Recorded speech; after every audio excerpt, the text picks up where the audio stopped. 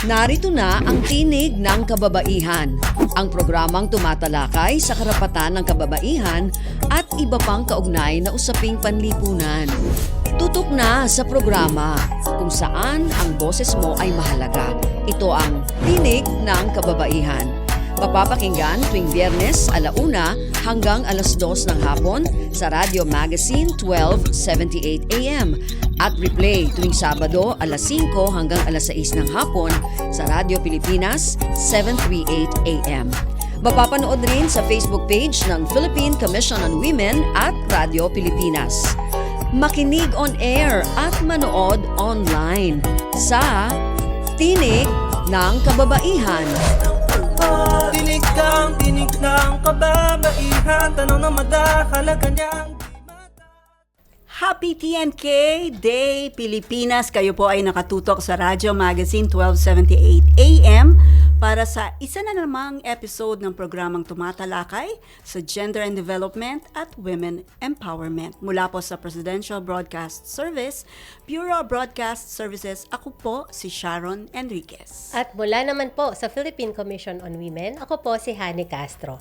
Welcome po sa ating programang Tinig ng Kababaihan. Happy TNK Day, Miss Sharon. Happy TNK din. At syempre sa lahat ng nakatutok ngayon sa ating live stream, sa Facebook page po yan ng PCW at ng Radio Magazine.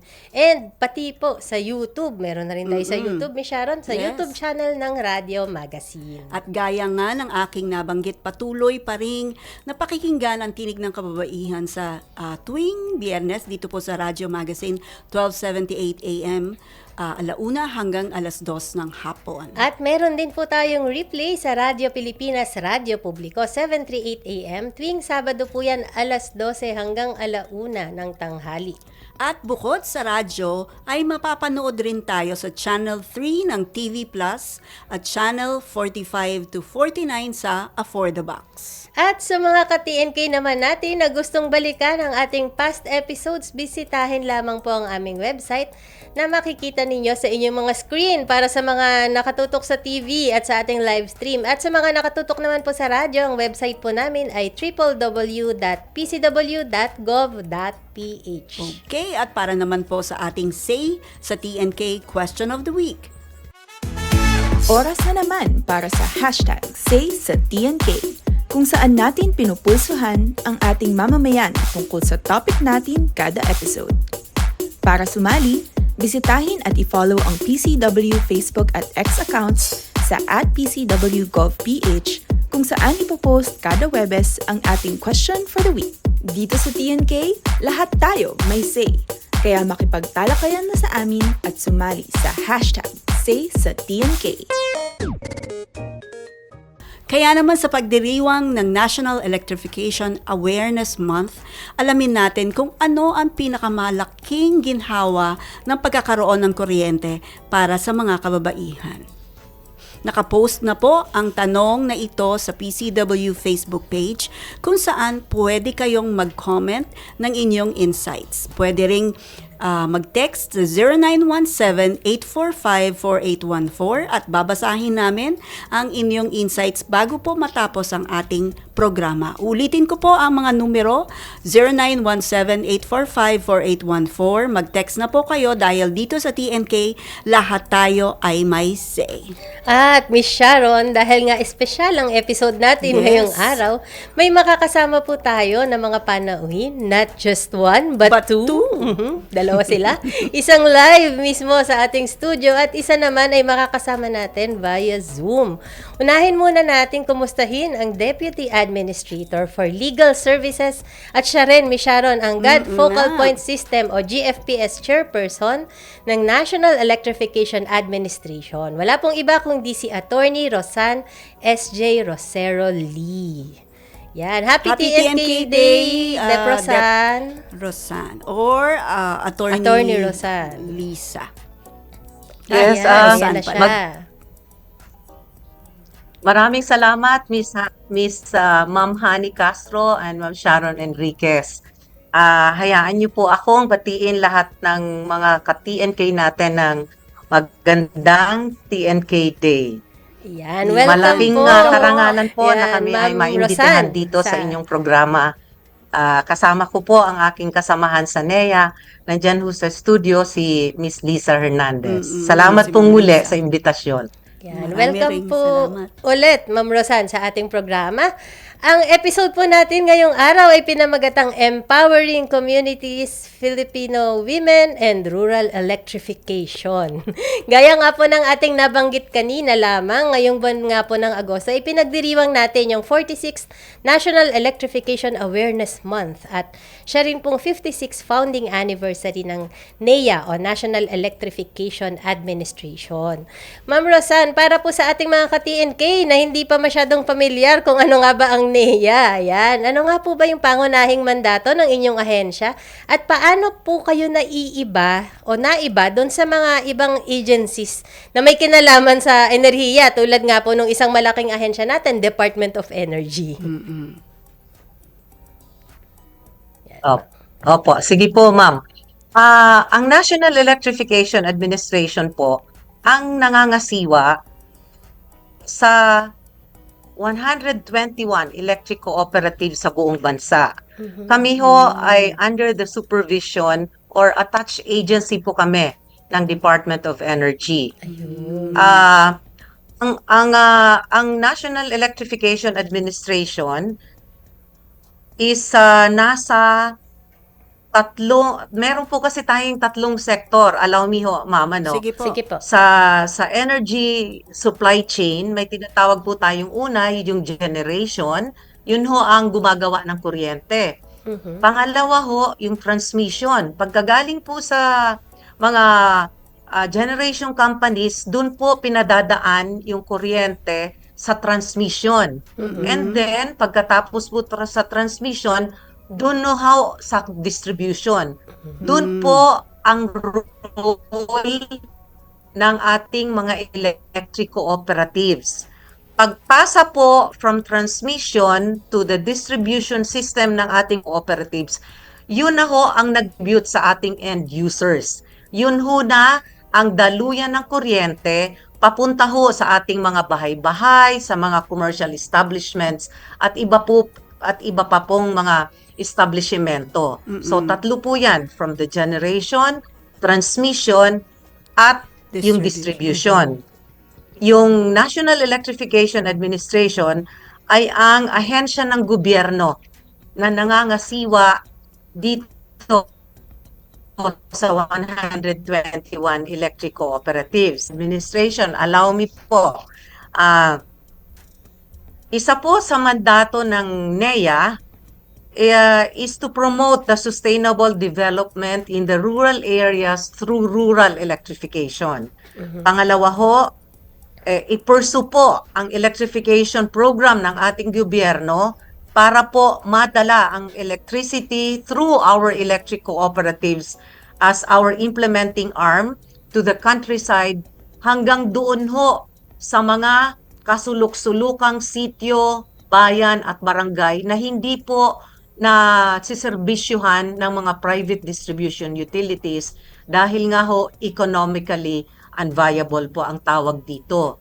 At ang pangatlo po na mandato ng NEA is to empower and enable our electric cooperatives to cope with the changes brought about by the restructuring of the electric power industry.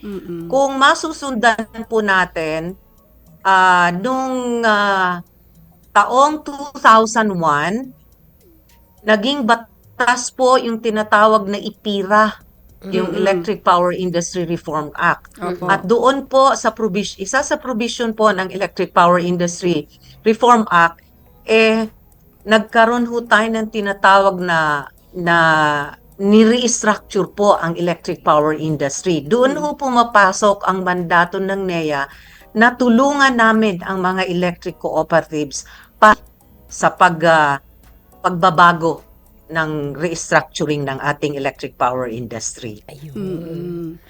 Follow-up Yun po. question lang, attorney. Ang Meralco ba is one of the electric co-ops na under ninyo? Hindi po, ma'am. Okay.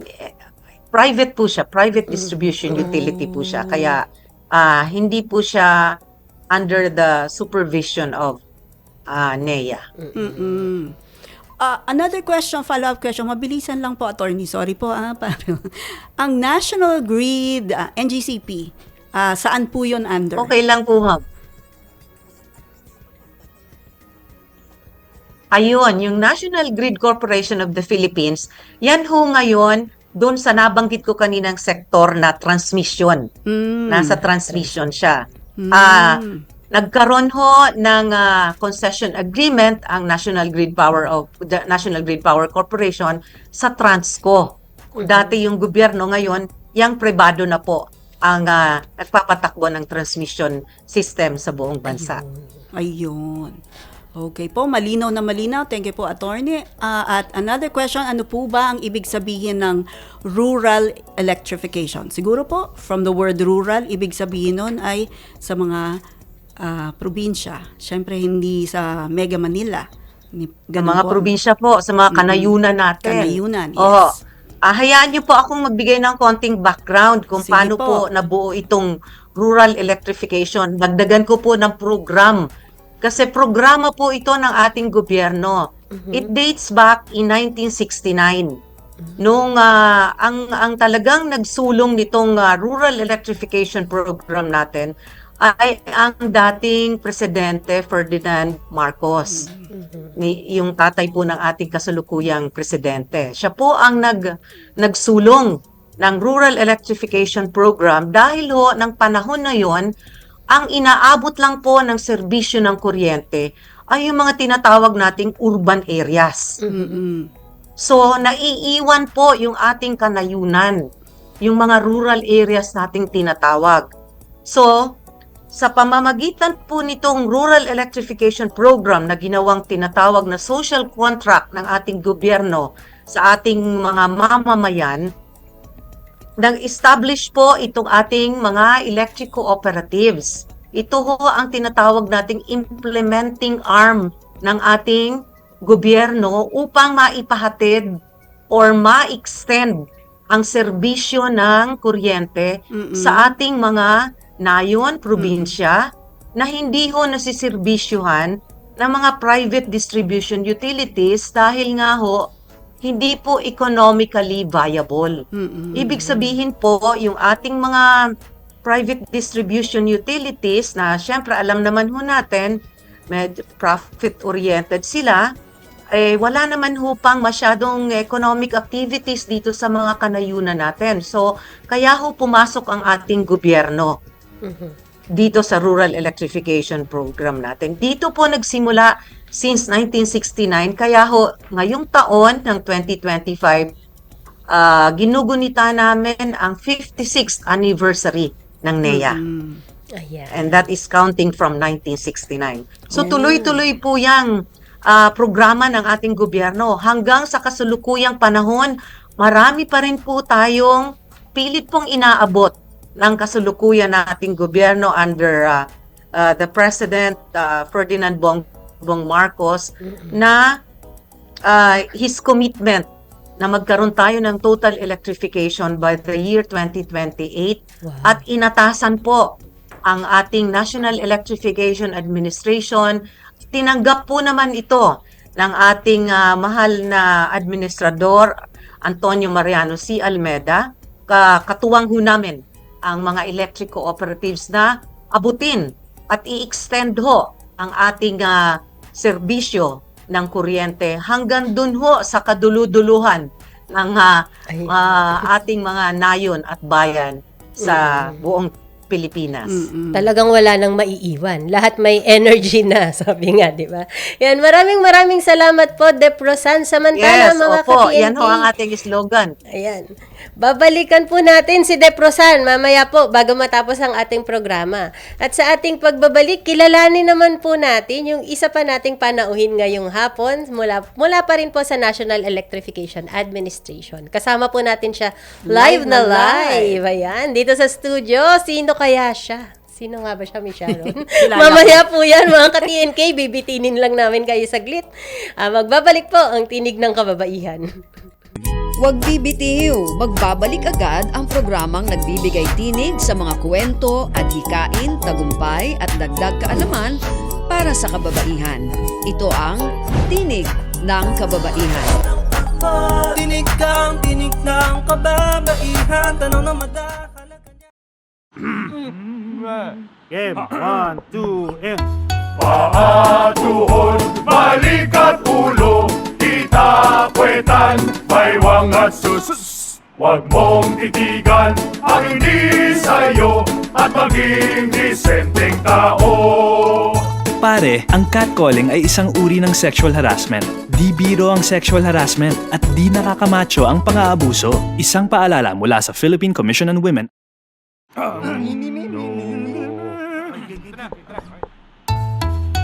Ang sumitsit ay bang-mang-mang, ang sumipol ay bang-hunghang. Ang babae sa lansangan, huwag iritan kundi igalang.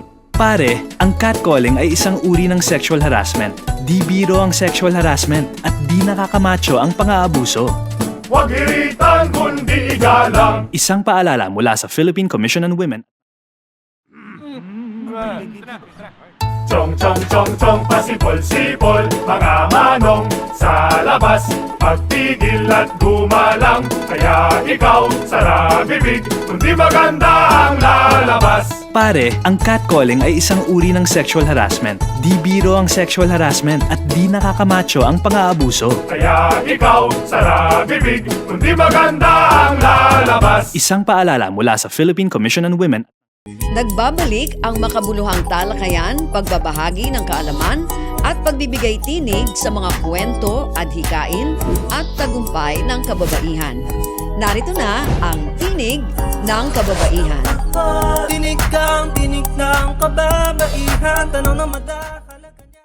TNK, welcome back sa ating programa para sa ating episode ngayong hapon na pinamagatang Empowering Communities, Filipino Women and Rural Electrification ay kasama natin live na live dito po sa ating studio ang Director ng Management Consultancy Services Office at NEA GAD Focal Point System Technical Working Group Chairperson, walang iba po kundi po si Ma'am Luisa Hernandez. Magandang hapon po, Ma'am Luisa. Yes, happy TNK, Ma'am Sharon and Ma'am Honey.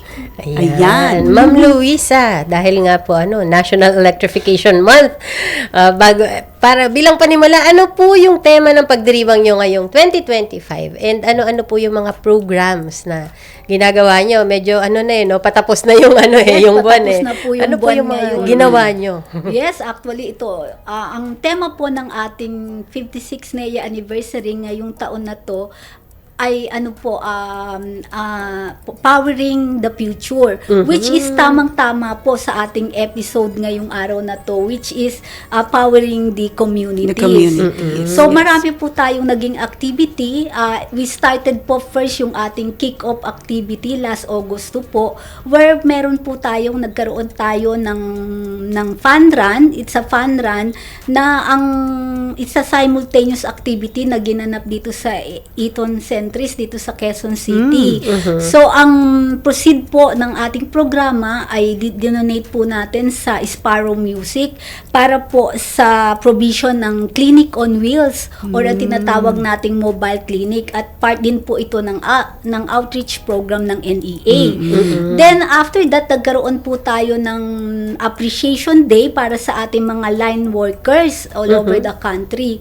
So nagkaroon po kami ng tinatawag namin Line Workers Got Talent, and then nagkaroon din po kami ng simultaneous line clearing and tree planting in Pilar, Bataan, which was hosted by Peninsula Electric Cooperative or PENELCO.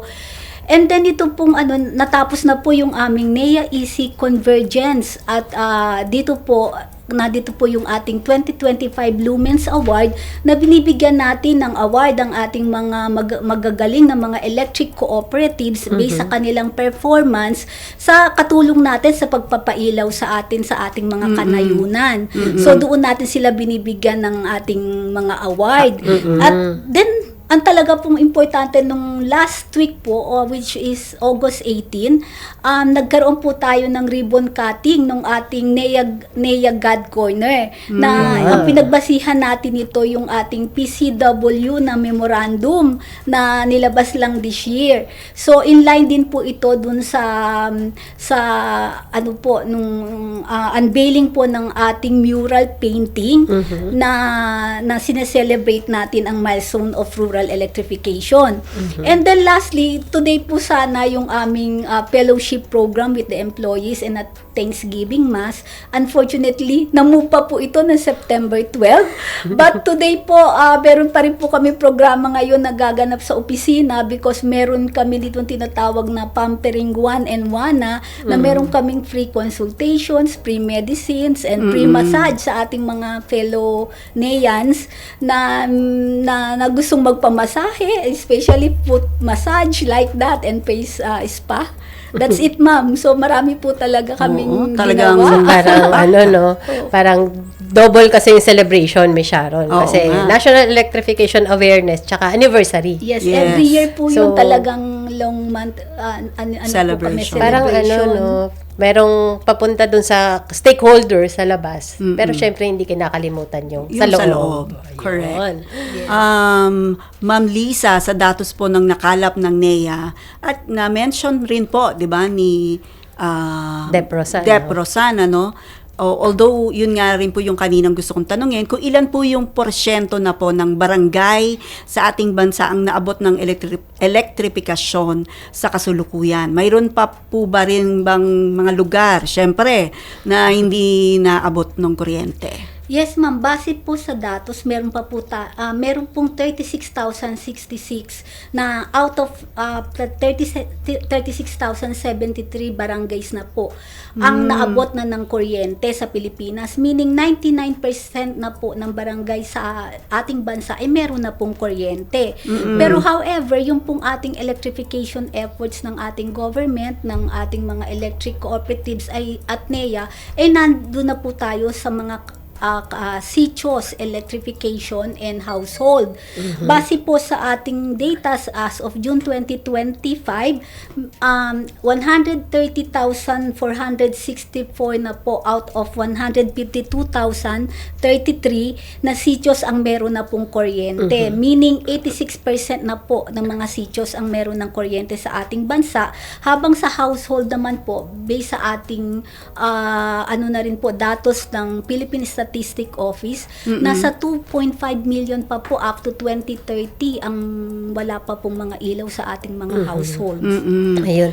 Ma'am Lisa, no, clarification lang. Kasi nabanggit mo kanina yung bilang ng barangay, yung nasa target ni NEA is 36,073. Ito po yung rural areas. Yes, Tama yan po yung Kasi mga rural medyo areas. nag-ano ko kasi di ba 44,000 yung barangay. Yes, so kasi opo. yung iba nasa urban. Yes, sa Ayun. urban. Dito po tayo sa mga barangay sa rural areas. Kaya 33,000 lang. Ayan.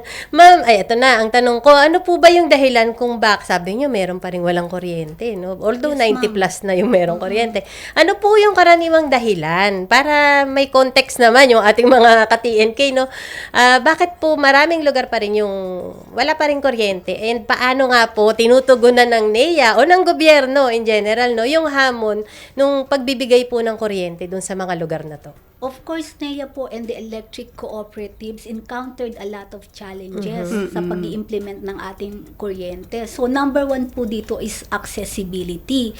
Because karamihan po ng mga kinoconnect natin ng mga sa kuryente ay nasa malalayong lugar na po talaga. Ito po yung tinatawag natin ng mga last mile SECHOS. So, meaning, kailangan pa po tayong tumawid ng ilog o umakyat sa bundok para lang po talaga ma-reach. Tawag nating peace and order situation. Ito po yung mga lugar or areas natin na under po sila ng mga conflict or vulnerable areas. And then third po is yung tinatawag natin na right of way issues. Kasi meron po tayong mga lugar na dinadaanan ng mga kuryente na yung po mga may-ari ng lupa ay ayaw po nilang paputol yung mga puno na nandun po sa kanilang lupain. So isa po yun sa nagiging problem yung right of way.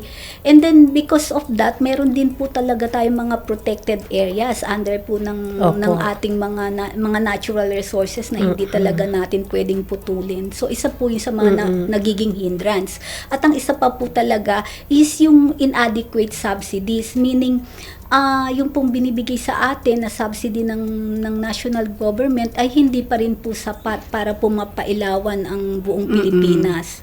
So yun po, ma'am. Tsaka in response naman po dun sa challenges natin pagdating sa talagang sobrang layo, meron pong tinatawag ang NEA na photovoltaic mainstreaming or PBB, PBM na ito po yung mga solar home system na binibigay natin sa ating mga malalayo ng lugar at para naman po dun sa mga conflict affected areas, tuloy-tuloy pa rin po yung pakikipag-ugnayan natin sa mga local government units para magkaroon sila ng kuryente.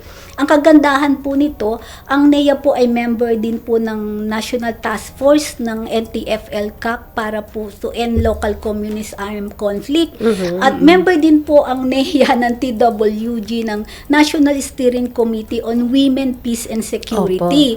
So ang naka-enroll po natin dito ay yung pillar number 2, which is protection and prevention, na ang ginagawa po natin ay magpailaw dun sa mga conflict area. So, as of January to June po, meron na po tayo mga 150 sitios na under po ng mga conflict areas na nabigyan po natin ng kuryente. Ma'am Lisa, na-mention nyo po, no, di ba, na meron pa rin tayong, kumbaga, hindi pa naaabot. Tapos na-mention nyo, yung mga hindi nyo po naaabot ay nagbibigay po kayo ng solar power. Di ba meron din tayong wind na... Yes, opo. Yung mga wind energy na tinatawag po kumbaga, natin. ano po natin yun? Natatap din po ba yun? And one of the, ano rin po, yung nuclear power. Although alam naman po natin na hindi pa natin natatap yun. Pero, di ba, ang ginagamit po natin ngayon yung fossil fuel na napakamahal, no? Yes, ma'am. Totoo po. Meron bang in the future na foresight natin na magagamit natin yung mas murang mga kuryente? Yes, ma'am. Actually naman po, talagang dun sa ating energy mix, ang ano ng Department of Energy as talagang gumamit tayo ng mga renewable energy. Pero pagdating po sa usapin ng nuclear power plant, isa po iyan sa nakaano sa puso ko because ako po ay galing po sa Bataan. Ayun. Ako po ay nakatira sa Bataan at nung ako po ay nag-aaral nung ako po ay high school pa, isa po ako sa mga nag-alsa na huwag matuloy ang nuclear power plant. Ayun. But now I realize nung nandito na ako sa energy sector na talagang isa Dapat po siya pala. talaga na, Yes. na isa po siya sa mga na kumbaga murang kuryente na maibibigay natin sa ating mga kababayan. So, ang nuclear power plant is nag-start siya pa po noong 1984 pa, nung siya na-build. Pero, nag-start po talaga ang nuclear power plant noong 1976 pa, time po ng ating President Senior. Marcos Senior. So, ginawa po niya yon because noong 1973, nagkaroon tayo ng oil problem na dala ng Middle East na nagkaapektuhan ng economy ng Pilipinas. In 2009, ma'am, may mga bill na rin pong ipinasa ang Congress during that time na i-rehabilitate ang Bataan Nuclear Power Plant. But unfortunately, ma'am, kasi ang cost na sinasabi is around $1 billion. So, napakalaking funding nito na ilo-loan din po natin ito sa ibang bansa. So, nung dumating naman po ang time ni President Duterte, nag-pass po siya ng executive order, na ang nuclear energy ay maging part ng ating energy mix sa Pilipinas. So doon na po nag-research ang Department of Energy na nagsimula.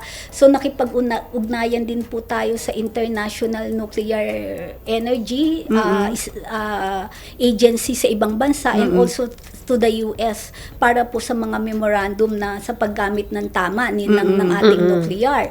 So nito lang pong June 10 at 2025 nag-pass din po ang Senate ng Senate Bill, Bill, 2899 para po sa Philippine National Nuclear Safety Act para po sa tamang paggamit ng nuclear energy, because isa rin po yan sa part ng ambisyon ng Pilipinas na nakalagay dun sa ating Philippine Energy Plan na by year 2032 na meron na tayong micro nuclear energy na Ganda yung ano yan, yes, target. that's around 1.2 gigawatt or 1,200 megawatt by 2032. Kasi po yung nuclear power plant is nasa around ano lang po siya 621 megawatt actually, ganun siya kalaki. Malaki siya pero maliit lang din yung kanyang Kayang mapuproduce during that time. Sabi nga nila kung siguro natuloy yun, possible na mga ilang municipalities lang din po ang mabe-benefit. So, Ayan, Miss Sharon, proceed Oo. na tayo. Triple time nakalagay. Triple time na. full time na po ba Okay, tayo? dumako na po tayo sa usapang gender equality and women empowerment. Ma'am Lisa, as government agencies, may mandate po tayo na magsagawa ng gender analysis sa ating mga programa and proyekto upang matukoy kung anong adjustments ang kailangan nating gawin upang masiguro na natutugunan at hindi na isasantabi ang pangangailangan ng mga kababaihan sa programa ng pamahalaan. Paano po ang pagkakapantay-pantay ng mga kasarian sa programa ninyo? Mayroon po ba kayong mga naisali o mga kababaihan sa sektor ng elektrifikasyon, which is, 'di ba, marami na rin tayong mga engineers na mga kababaihan. Dito po sa ating bansa, ang government agencies like NEA, required po tayo na magkaroon ng gender and development agenda. Since ang gender and development nga po ay covered by enabling laws like po yung RA 9720 or the Magna Carta of Women. 9710. Yes, ma'am. As part of the energy sector, NEA needs to ensure the gender responsive policies as a government agency. So we have our NEA God Focal Point System or GFPS composed of employees po from different departments ng NEA. And also meron po kaming God Vision sa NEA. Ang aming pong God Vision is NEA shall be a gender inclusive government agency in the energy sector contributing to sustainable national development by 2030. So, meron po kaming 3 God core values, which is commitment to gender equity in electrification, inclusivity and collaboration, and empowerment through capacity building. Ang aming pong programa ay naka-align din po sa aming tinatawag na Equal Employment Opportunity Program. Ayun. Opo. For a more inclusive and diverse workforce. Meaning meron kami mga gender-responsive recruitment policies and gender-neutral screening and selection processes. Ito po ay maayos na sinasakatuparan ng aming Human Resource Management Personal Selection Board to reach a more diverse pool of applicants. So we develop po targeted outreach campaigns that encourage women, people with disabilities, and other underrepresented groups to apply by partnering with women's organizations, universities, and disability centers. Nag-conduct na rin po kami sa NEA ng aming gender disaggregated data analysis. Wow, buti pa Yes, sila. ma'am. Kung saan ang mga datos po dito ay ginamit namin to design our daycare center na tinatawag po namin ngayon na Tiny Treasure Hub na meron din po kaming breastfeeding station. That's it, ma'am. Okay. Ayan. Very active ang NEA. Okay. Miss Sharon? Salamat po, Director Lisa, sa inyong mga ibinahagi sa amin. Pansamantala po muna nating puputulin ang ating programa para magbigay daan sa ilang paalala. Magbabalik po ang Tinig ng Kababaihan. Huwag bibitiw, magbabalik agad ang programang nagbibigay tinig sa mga kwento, adhikain, tagumpay at dagdag kaalaman para sa kababaihan. Ito ang Tinig ng Kababaihan. Tinig ng kababaihan, tanong na madahalaga niya. Game, 1, 2, and... Paa, tuhod, balik at ulo, kita puwetan, maywang at sus. Huwag mong titigan ang hindi sa'yo at maging disenteng tao. Pare, ang catcalling ay isang uri ng sexual harassment. Di biro ang sexual harassment at di nakakamacho ang pang-aabuso. Isang paalala mula sa Philippine Commission on Women.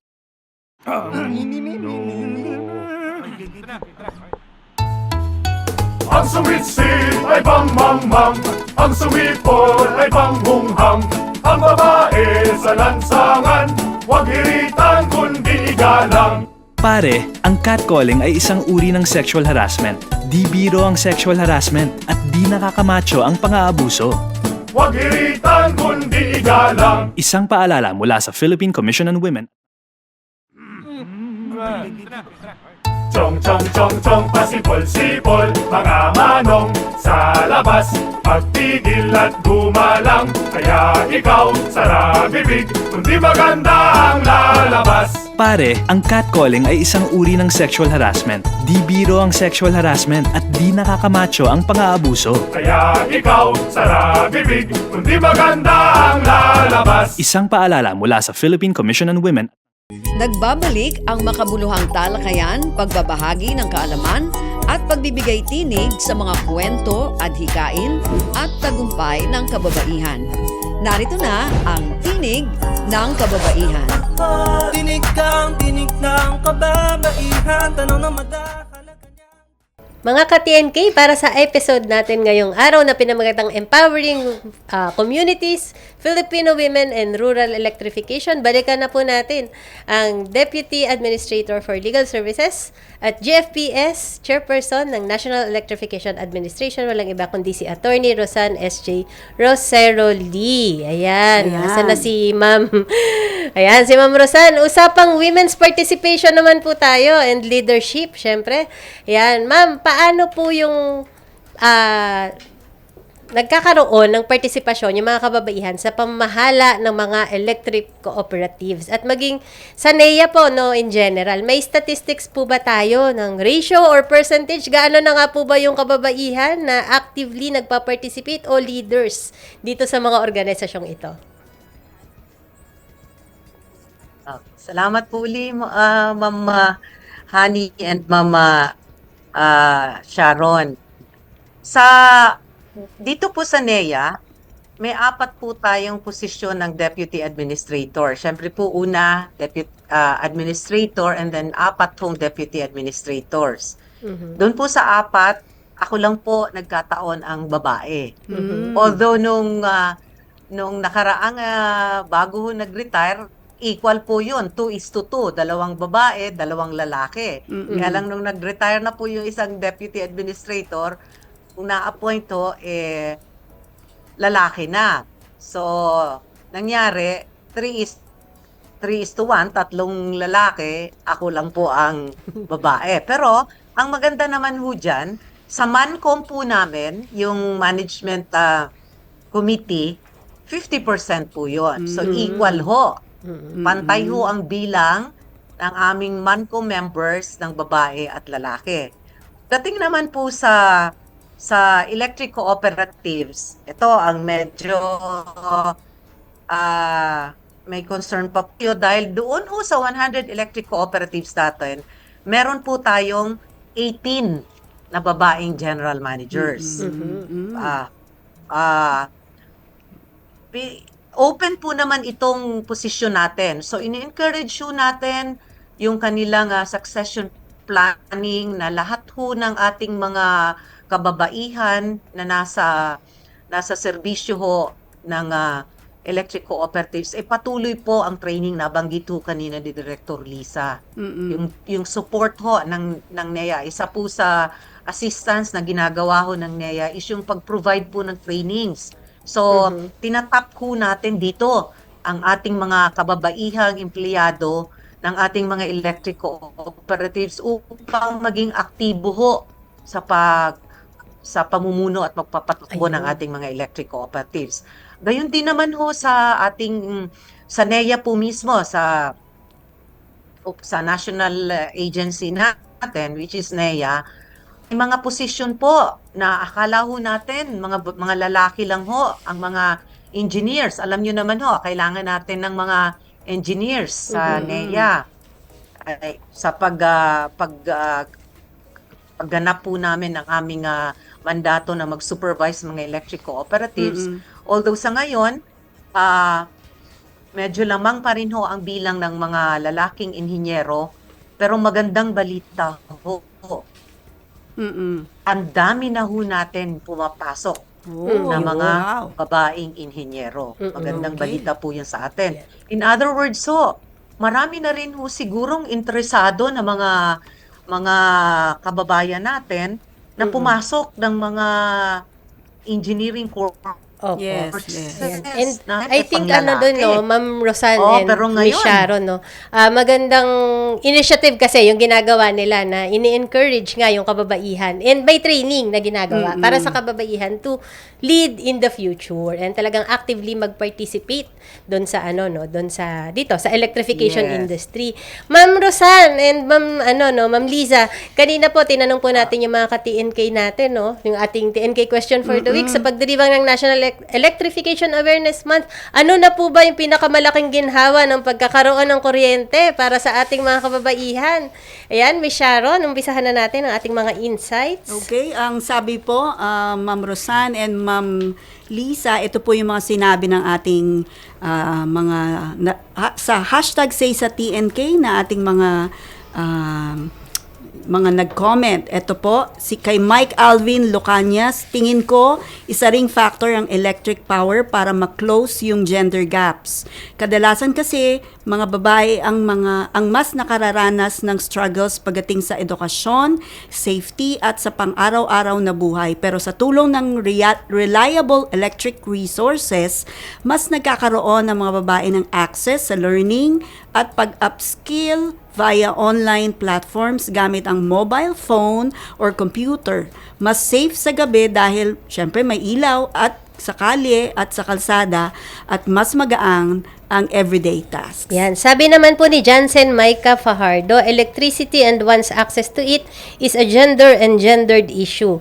Madalas lang ay overlooked at hindi napapansin sa lipunan. Majority ng mga tinatawag na energy poor ay nasa Asia and the Pacific and women still bear the disproportionate burden of accessing traditional electricity sources na maaaring makaapekto nga sa kanilang kalusugan and education. We have often talked about sustainable energy but have forgotten that gender equality is an indicator to its success. The challenge for us is to make women more visible in the energy sector. Okay, dumako naman po tayo sa ating Gadvocates community at ito ang say ni Istorya sa cluster, kaligtasan, karunungan, trabaho at maaliwalas na buhay. Sabi naman po ni Suzette Rubia Kial Agramon, ang haba ng pangalan niya, pinapadali ng kuryente ang gawaing bahay. Kaya mas nagkakaroon kami ng oras para sa pamilya at sarili. Correct. At sabi naman, say naman ni Frederick Sienes Aviso, mapagaan ang lahat ng natrabaho sa bahay at mabilis ang komunikasyon sa mga miyembro ng pamilya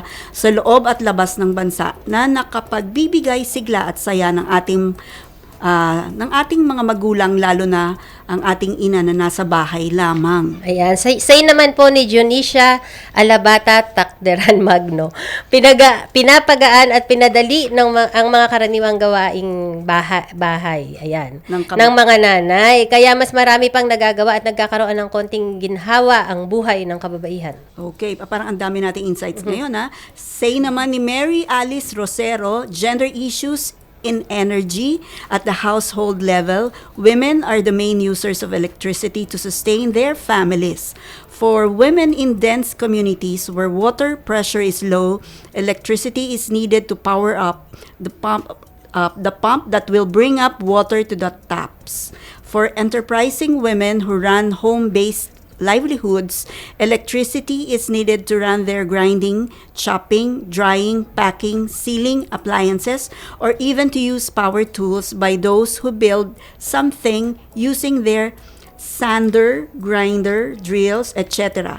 While a major user of electricity, women have very little say on how electricity distribution or even pricing is managed. Yan. Sabi naman po ni Tess Bueno, pinadali ng kuryente ang buhay nating mga kababaihan.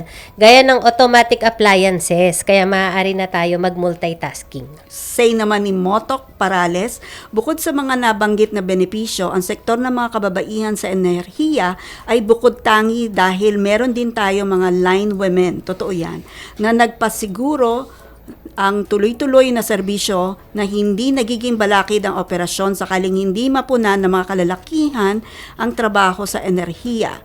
Meron ring mga executive females holding such positions.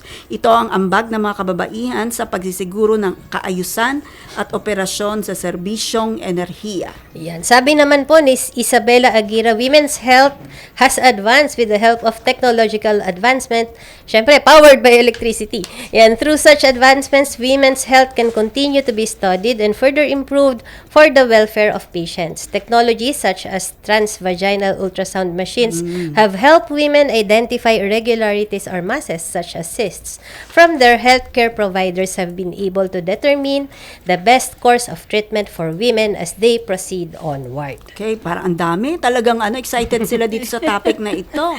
Say naman ni Doña Coriza Guarano, totoong malaking tulong ang kuryente sa mga kababaihan lalo na sa mga liblib na lugar. Bukod sa nagpapadali ito sa gawaing bahay, nakakapagbigay din ng dagdag kabuhayan at nakatutulong sa pag-aaral ng mga anak. Napapanatili din ang kaligtasan ng mga kababaihan sa pamayanan sa pamamagitan ng elektripikasyon. Higit pang nagbibigay lakas ang kababaihan upang makapag-ambag sa pagpapaunlad ng bansa. Ang mga kababaihan ang dakilang ilaw ng tahanan at ng buong sambayanan. Ayan. Sabi po ito galing sa online, sabi ni Sean Kyle Flores, nakakatulong din daw yung electricity kasi nakakapagbigay ng pantay na oportunidad para sa lahat at pagbubukas ng access sa makabagong pinagkukunan ng enerhiya. Sana raw magkaroon nun. At malaking tulong din daw sa pangkalusugan, gayon din sa iba pang pangangailangan ng kababaihan. And lastly, si Clyde M. Santos, yan, nagbigay po siya ng may patula. Sabi po niya, kuryente, katapangan at pag-unlad ng kababaihan, respeto sa bawat sarili, yaman ng pag-ibig, enerhiyang pambabae, nasyonalidad na Pilipina, tagisan ng pagkakaiba sa pagbuo ng pamilya at imahan ng nagdadala ng buong katauhan ng ina upang mabigyan ng panibagong binhi na nagmula sa taas. Oo. Parang Yan may siya ay patula. isang OFW. Yes. Talagang nagiging poetic ng ating TNK. Tsaka international na tayo. Oo, talaga naman. International na Ayan. tayo. Huwag bibitiw, magbabalik agad ang programang nagbibigay tinig sa mga kwento at hikain, tagumpay at dagdag kaalaman para sa kababaihan. Ito ang Tinig ng Kababaihan. Tinig kang tinig ng kababaihan, tanong na madakalagan niya. Game 1, 2, and... Paa, tuhod, balik at ulo, kita, puwetan, baywang at sus. Huwag mong titigan ang hindi sa'yo at maging disenteng tao. Pare, ang catcalling ay isang uri ng sexual harassment. Di biro ang sexual harassment at di nakakamacho ang pang-aabuso. Isang paalala mula sa Philippine Commission on Women.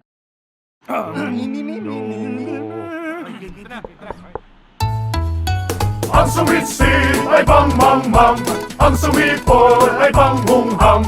Ang babae sa lansangan, huwag iritan kundi igalang. Pare, ang catcalling ay isang uri ng sexual harassment. Di biro ang sexual harassment at di nakakamacho ang pang-aabuso. Huwag iritan kundi igalang. Isang paalala mula sa Philippine Commission on Women. Chong chong chong chong pasipol-sipol, mga manong sa labas, magtigil at gumalang. Kaya ikaw, sara bibig, kundi maganda ang lalabas. Pare, ang catcalling ay isang uri ng sexual harassment. Di biro ang sexual harassment at di nakakamacho ang pang-aabuso. Kaya ikaw, sara bibig, kundi maganda ang lalabas. Isang paalala mula sa Philippine Commission on Women. Nagbabalik ang makabuluhang talakayan, pagbabahagi ng kaalaman at pagbibigay tinig sa mga kwento, adhikain at tagumpay ng kababaihan. Narito na ang Tinig ng Kababaihan. Tinig kang tinig ng kababaihan, tanong na madakalagan niya. Last quick message Opo. na lang at reaction sa ating mga ka-TNK. insights. Unahin na natin si Ma'am Lisa. Yes, thank you po sa mga ating mga ka-TNK sa inyong mga insights, nakakatuwa po at nakakataba ng puso. So, to all the women in the energy sector, let us promote gender equality in all electrification initiatives to benefit the marginalized communities. And we got together and we gather to empower through electrification. Again, thank you po for inviting us here in TNK. At syempre, Thank you din. Attorney Rosan. Attorney? Ayan. Ayan. Maraming salamat po, Ma'am Sharon at Ma'am Hani.